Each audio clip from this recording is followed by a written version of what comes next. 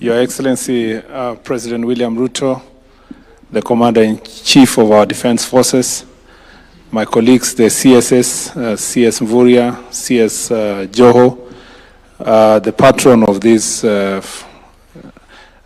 Kenya Police FC, and our PS Raymond Omolo, our PS for Sports, our IG, and the Senior Commanders President, DIG, DCI, our players from both the Bullets and the Police FC, good morning. First of all, congratulations for a job well done as a team. Pongezi sana. I was in the field when you were lifting the cup, and I was with the former Prime Minister. So, and I was telling him, and he came there as the patron of Gor Mahia, and and Raymond was there as the patron of Police FC. So on a light note, I told him that since I'm a Gor Mahia fan, I was a very conflicted person. On one part, as a fan of Gor Mahia for many years, and now I was also on the other side, my job. In my job, my people had won. So I told him I'd take my job seriously. So I will side with my job than the team that I've supported for many years. Your Excellency, this is a very big success on the part of the sports team. I'm telling you that because there was a time people never thought that Gor Mahia, FC, Tusker would ever been dislodged from the top. They were always the teams that were up there. But literally, Your Excellency, literally, there's a new sheriff in town. And the National Police Service have come to dislodge that monotony that was up in the top. In fact, if you see the success they have made in a very short time, it's a testimony that with discipline, you can actually make great progress in a very short time. And the National Police Service has demonstrated in terms of their discipline, in terms of, if you look at their performance, it shows that their commitment to training and discipline has really helped them to be able to make this great progress. We thank you for hosting us this morning, for this tradition of you've been hosting successful teams in different fields, and we appreciate the fact that you keep an eye on these young men and women who are playing here. These are very young people. Ordinarily, Your Excellency, this is the team. A number of them will be playing for us in the Africa Cup of Nations. So they have a wonderful opportunity for the first time in more than 40 years, almost 40 years, this country will be hosting Africa Cup of Nations. And they are lucky to be playing football at this point in time because they will have an opportunity to play for the national team. And as my colleague CS Mvurya said, your investment in infrastructure, and particularly the role of the sports fund, has made a big, big difference. There is an opportunity to leverage on that, to do more, and I believe the private sector who are here are going to help us to move this forward. Your Excellency, I was joking with Honorable Joho, and I was telling him he's not going to say anything here because he's not known to play any sport. If it was dancing, we would give him a chance to. So he will wait when the dancing competition team will come here.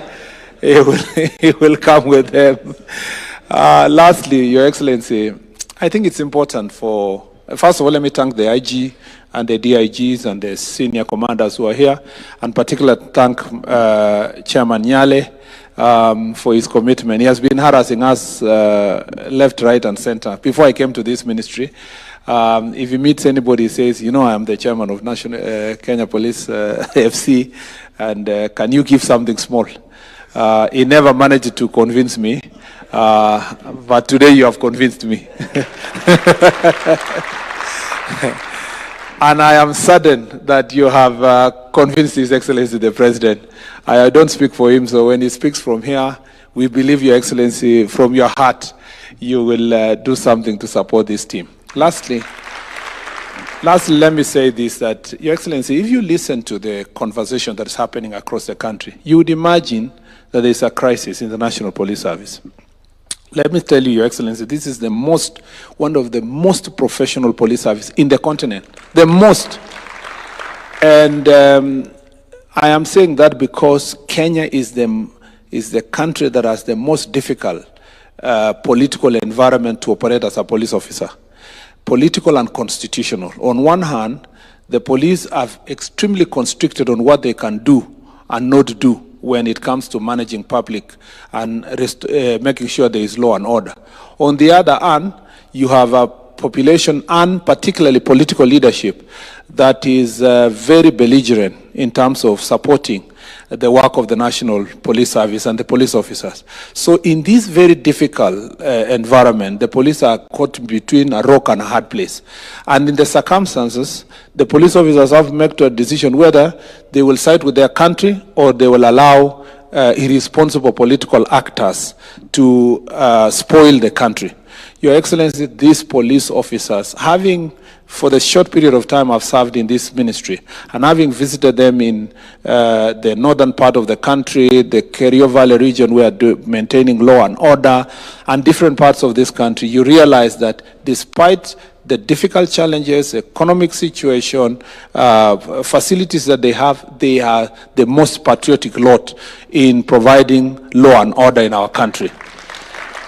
And Mr. President, if you hear the people who are speaking now about we want to come to the streets, we want to do mandamano and so forth, Your Excellency, you wonder what is the exact reason. You look at the reasons that have been provided. There have been situations where, unfortunately, in the course of this providing law and order, one or two unfortunate incidents have happened, and the law has been able to take its course. But you will find that despite that process, you will find people who are looking for every reason to come to street and to cause mayhem and to stop people's businesses. And then the police officers are sitting every day simulating how they will be able to stop these people. Your Excellency, the most unfortunate scenario happened last year at around this time on 25th of June. And in that situation, Parliament was invaded. I have spoken to ambassadors from other countries when they come visit, and I've said this. In UK, for example, if any person just tweeted or posted a post on any social media to say they will be visiting Buckingham Palace, or they will go to 10 Downing Street, or they will be going to Parliament, Your Excellency, nobody will wait for them to come to the street. They will be picked from their own houses, and they will be charged. I have lived and studied in the US. I have even attempted to visit White House because there are days they are allowed to visit. If a citizen of America, in any state, however far from the Washington, D.C. is, was to write in their social media that let us go and invade White House, Your Excellency, the Secret Service would pick them from their homes. It is only in Kenya where a citizen will say they will invade Parliament, they will invade the judiciary, they will visit Statehouse, and they still walk scot-free, not charged, and even when they are taken to court, Your Excellency, they will be released on, and they are told you can just go home for free. Kenyans need to appreciate that it is important to have the discipline that these men and women have. It's important to protect your nation, and there is nothing so good than living in a country that is so peaceful that we can come here to celebrate a team that has won a cup like it has happened. And Your Excellency, we want to promise this, that these men and women will be supported from our ministry 100%, Your Excellency, to maintain law and order. And we have received a notice from some of the political actors who, Your Excellency, not just few months ago, they were standing where I'm standing. They were defending law and order. They were standing against the chaos. But Your Excellency are sitting now planning, buying machetes and rungus, trying to distribute to young people to cause violence in town, and they want us to sit here, fold our hands, and say that that is an Article 37 of our Constitution. Your Excellency, the national police and our police officer must be ruthless in dealing with such criminals, because we want this country to be a country of law and order, not a country of chaos, so that all of us can be able to thrive in this nation. Young people in this country don't deserve to be running battles in the streets. They deserve to be playing football like this young. These are their generation. These are their colleagues. We want to give them an opportunity to grow. It is not an opportunity to be used by political actors to cause violence. Lastly, I want to say, Your Excellency, in the ministry we are ready to meet the families of those who unfortunately, Your Excellency, suffered as a result, lost their children as a result of these political acts. Your Excellency, it doesn't matter what happened. From a human perspective, we are ready to meet their families, have a conversation with them, and see what else we can do to support them. Your Excellency, our doors are open. And I am sure even your door is open, and the door of the IG is open for us to meet with those families. We want to ask those political scavengers to keep off and allow those families to visit us and let us have a conversation with them to see how best we are going to help them to move forward. I thought I should raise this statement here because sports is supposed to unite this country. And our police have succeeded. They have just won the Premier League the other day. They don't deserve... Sorry, Excellency. They don't deserve to have, after winning the Premier League, these men and women don't deserve tomorrow to wear helmets and go and run in the streets. They deserve to celebrate, Your Excellency, in an environment of peace. And that's why I thought I should be able to say this. Otherwise, we are ready and we are prepared to make sure that our country is safe.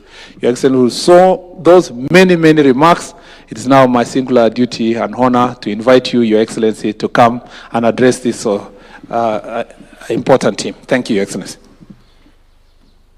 Thank you. Thank you very much, CS. Please, let's take our seats. Asanteni sana. Honorable Ministers present, PSS Executive Chairman, Bwana Nyale, and the board led by Reverend here, the patron, deputy patron, players. Good morning. Hamjambo. Let me first take this opportunity to welcome all